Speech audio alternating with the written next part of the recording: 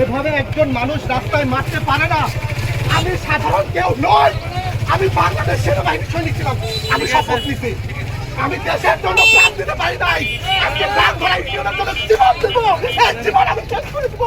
কিন্তু প্রাণ ধরাই কোনো দুর্নীতি আমি রাখবো না। আমি প্রাণ ধরাই কোনো দুর্নীতি রাখবো না।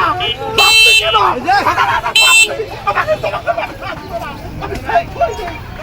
আমি আপনি সৈনিক, এই ধর্মের প্রয়োজনের হাত দিয়ে ভিডিও করো ঠিক মতো। আমার ইউনিয়নের জন্য আমার হচ্ছে 7 নং ওয়ার্ডের বাংলা ইউনিয়নের 7 নং ওয়ার্ডের আশরাফ হোসেনের বাড়ি।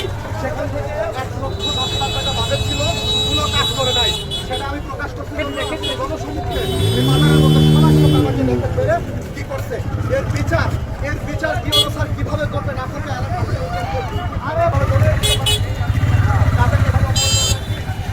আমি যদি অন্যায় করে থাকি, ভুল করে থাকি, অবশ্যই বিচার আছে, অবশ্যই বিচার আছে। দেশের আইন আছে, আইন আছে না? আইন কি